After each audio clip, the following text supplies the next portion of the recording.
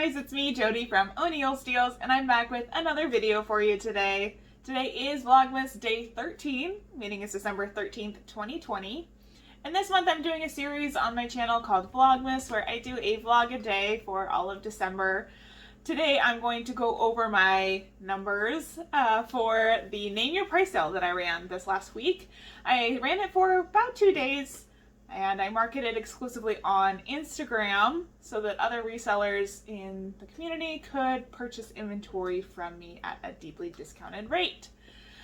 About 1,100 items listed in my Poshmark closet when the sale started.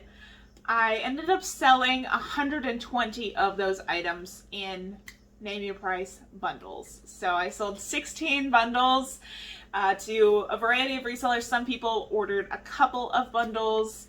I'm very happy with that. And I haven't had any big issues so far. No one has reached out to me about missing items, the wrong item. No one has, said they got stuff that was damaged. There's still time.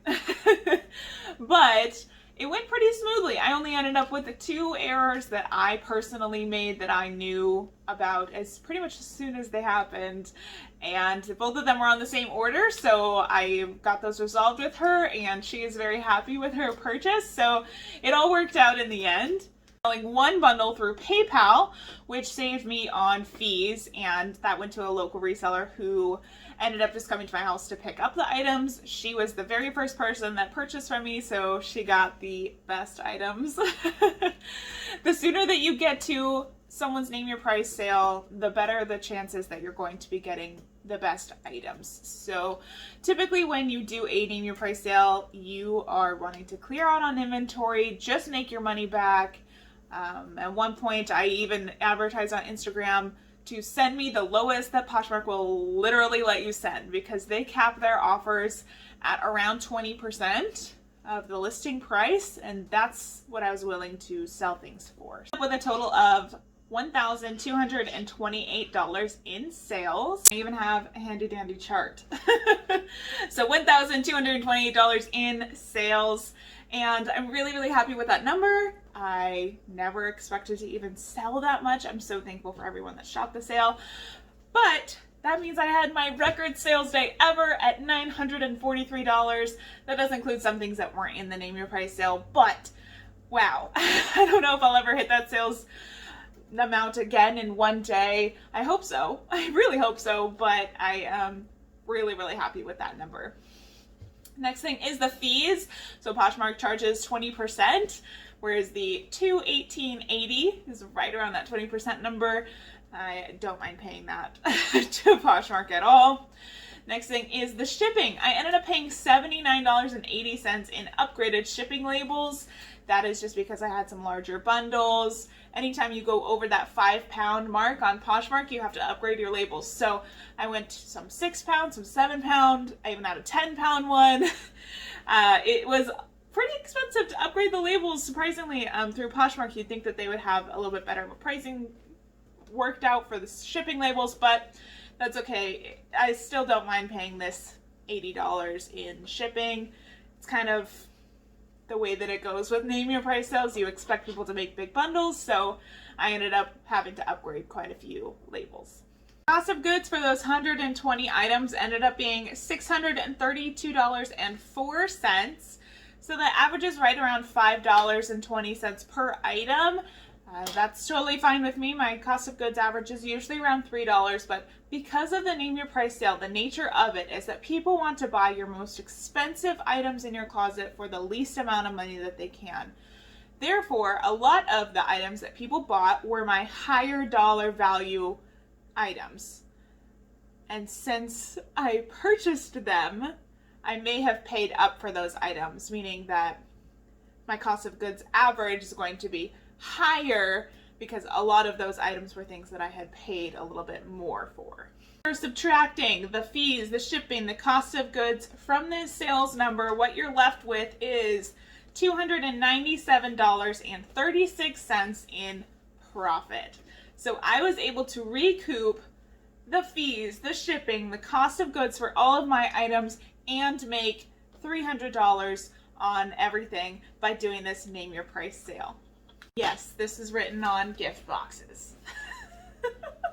I'm making two mistakes during this sale. They both were on the same order. The first thing was that one of them sold on, the items had sold on eBay and Vendu. Somehow I didn't end up deleting it.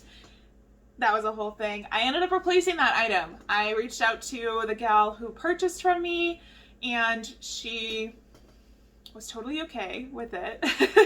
And I was able to replace it with a couple of other items that she had liked but not actually put into her bundle.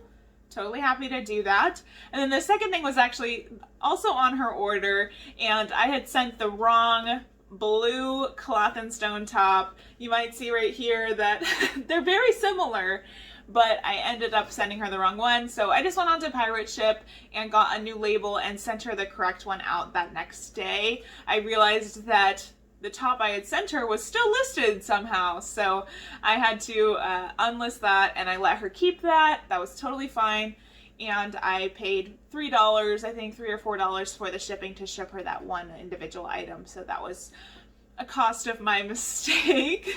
Pretty much only advertised on Instagram. I didn't share this information on my Poshmark closet that my Name Your Price sale was going on. I didn't want that information just out and about and everywhere it could possibly be on Poshmark, sharing it into bundles and having to deal with then people coming back with counters and thinking that they could just buy things whenever at the Name Your Price price.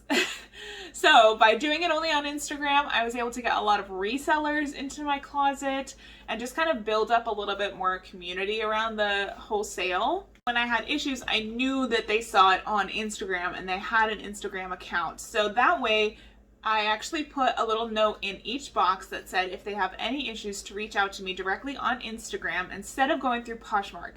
That way I could talk about maybe sending a refund through PayPal, or if they have one item that doesn't work or is damaged or they find something wrong with it, they don't have to return the whole bundle by going through Poshmark.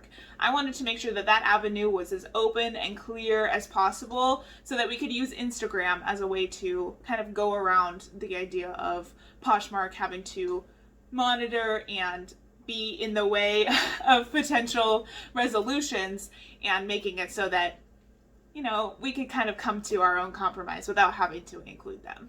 Favorite part about running this sale is that now I have room in my inventory bins again. If you guys have watched any of my other Vlogmas videos, you know that I don't have room in my bins. They're constantly full of inventory. You know, having 1,100 items in my 700 square foot house makes it really tight. There's inventory pretty much everywhere. And I have upwards of 30 inventory bins living around my house. So those are full at pretty much all times. Right now I have room again, and that just is a great feeling, and it will be a lot easier to do my inventory count at the end of this month in December.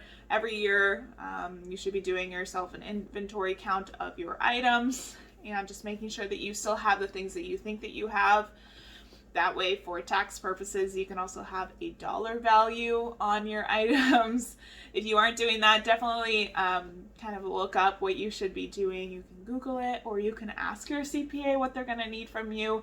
Maybe this is your first year doing your taxes for your business, and that's something that you need to be thinking about, because come April, your inventory count won't be the same as it was on December 31st / January 1st, right in those days that you need to be doing your count.